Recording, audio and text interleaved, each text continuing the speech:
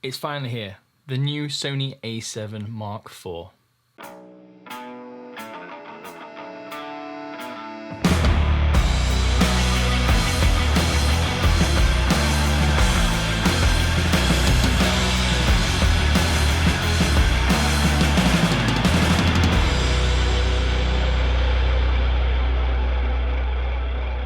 So, it's been a long time coming.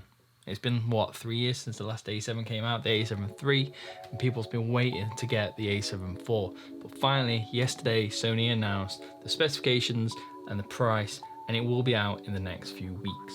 Now, I'm going to make this clear right now, this is not a hands-on review. I have no physical experience with the A7 IV, but over the last 24 hours since it came out, there's been a lot of talk about the A7 IV and the A7S III, which came out last year.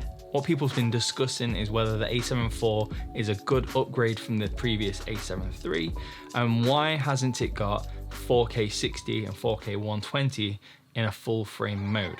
So when looking at the A7 IV and the A7S III side by side, pretty much most of the specifications between them are identical. Both of them recording 10-bit 422. Both of them will do 4K. Both of them have dual recording slots. Both of them have a flip out screen, just like what I'm using now, so I can see myself. Everything which people asked for from the A7 III up to the A7 IV has been given to them, apart from two minor details. The two minor details is that, let me just stop right there, just for 2 seconds. Hello, it's me. I'm the editor, Danny, you could say. I'm just putting the video together.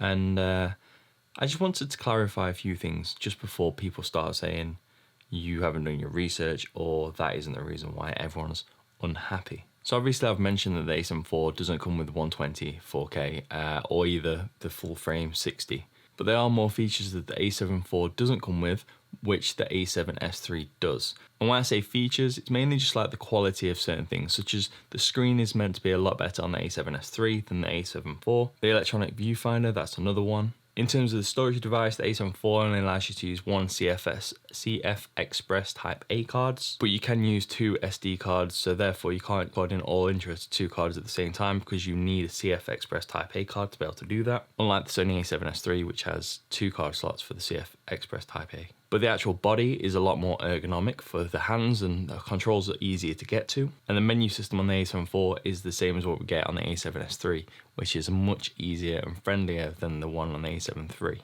What I'm trying to say is everything has been upgraded from the A7 III, but some people don't seem to be quite happy with where it's been upgraded to and expected more. Just stick with the video, you'll understand what I'm getting at. Back to the main feature, I guess. It has no 4K 100 or 120 frames per second, nothing at all. But it does have the 4K 60 or 50 frames per second if you use in PAL, but that comes with a slight downfall. And that is that it actually records in Super 35 mode, which is an APS-C size sensor, rather than the standard full frame. So what that means is your 24mm sensor actually gets cropped in by 1.5 times or 1.6 times to around about 40mm. But you'll still get 4K 422 10-bit color straight from that. You just have to crop in slightly. So because of them two minor issues, which whether you can call them issues, that's entirely up to you, people are actually saying that the A7 IV and the specifications it comes with is really underwhelming. And you may agree with that, and I partially agree with that to some extent, but you have to understand why Sony have done this. Now, the A7S III came out just over a year ago. The A7S III is like the flagship for Sony when it comes to filmmaking and hybrid shooting in the S range, I guess you could say. Now, it's hard to say exactly where the A7S III falls into because you have the FX3 and various other cameras and the A1, the A9 Mark II, because Sony have brought out so many things over the last 12 to 24 months. And even me as a Sony shooter, I'm actually struggling to keep up now. But the A7S III has a 12 megapixel sensor,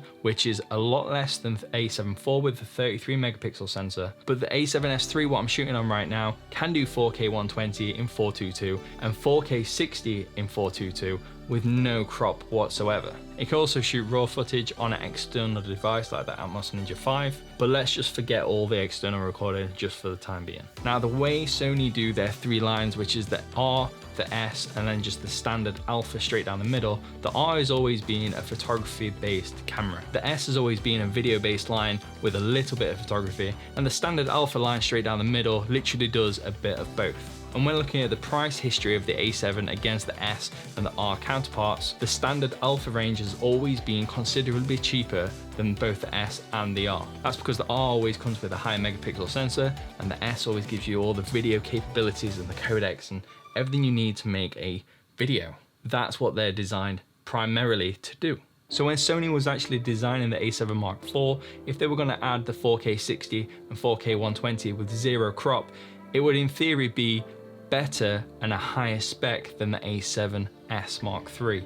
And when the A7S Mark III is £3,800 roughly, then what's a higher spec camera gonna cost here in the UK? It's definitely gonna be a lot more than the price which we currently have for the A7 IV, which is just £2,400. I think that is something which people seem to be missing. There's definitely got to be a market for everything. And when we're talking about the A7 Mark IV being underwhelming as an upgrade from the A7 III, well, the A7 III didn't do any 4K slow motion at all. It didn't have a flip out screen, and it only recorded in 8-bit color. So 3 things right there, which makes the A7 IV a lot better than the A7 Mark III.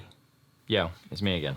Sorry, this will be the last time I interrupt. I just want to make sure that everything's clear, because there just seems to be a lot of hate at this moment in time about the new cameras, what are coming out, and I don't want to be on the receiving end of the hate. Now, the reason I say that if you don't need the 4K 60 or the 4K 120, then stick with the A7 IV, even though it's got the worse viewfinder or the worse screen, etc, etc, is because how many times have you ever been out shooting and thought, man, I really wish that viewfinder was better, or this screen's really going to stop me from getting that shot?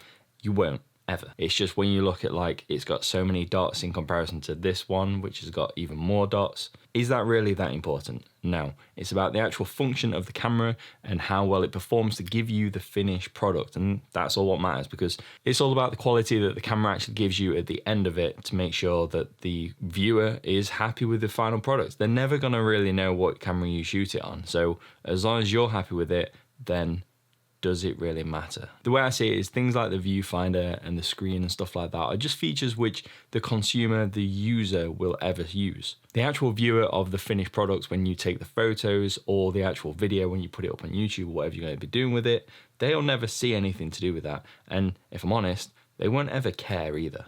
And that's why in this video, I talk about the actual main things which do matter, and that is the features such as the 4K 60 and 4K 120. Because as a filmmaker, as someone who makes videos, that matters more to me than worrying about how my screen looks when I'm doing these videos. Because I'll be honest, I barely ever look at that.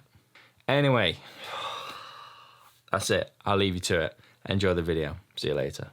Now, the big question is, which one would you get between the A7S III and the A7 IV? That entirely comes down to what you guys need as a photographer or a filmmaker. If you're primarily a filmmaker, then I would push you to use the A7 Mark III, and that's what I'm using now because I use it to do a lot of YouTube videos. And not only that, I do a lot of wedding videography, and a lot of my job is just doing videography.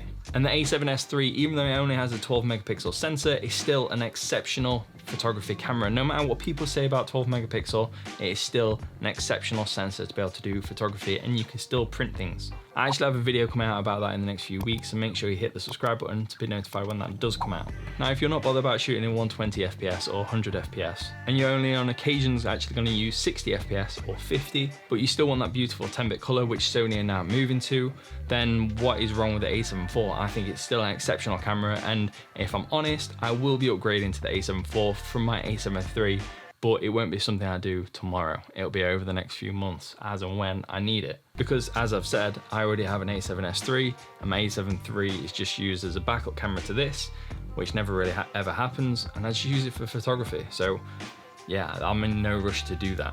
From looking at other YouTubers' videos about the A7 IV, the A7 IV is an exceptional camera. I think the photography capability of it and the autofocus is insane. Especially the eye autofocus for birds is insane. And you gotta think the A7 III came out around about 3 years ago. So over the last 3 years, a lot of technology has come out for cameras, a lot of Sony cameras have come out, and now that's all been pushed into the body of the A7 Mark IV for you guys to now use. And that's pretty much it when it comes to the A7 Mark IV. It is a baby version of the A7S Mark III. Take the 120 FPS out and make the crop sensor for the 60 frames per second, and that's what you've got. and you're saving yourself £1,400. There's nothing to grumble with that at all. Let me know down below what you think of the new A7 Mark IV. Are you going to be upgrading to that, or are you going to be sticking to where you are now? Do you think the price is fair, or do you feel a little bit underwhelmed for what you're actually getting? As I've said before, if you enjoyed the video, then please don't forget to hit the like button. Subscribe to the channel if you haven't already. I'll be releasing many more videos over the coming weeks, and I will see you in the next video. Laters. Can you believe I've done 3 videos in 3 days? Oh, I'm so exhausted. Wow.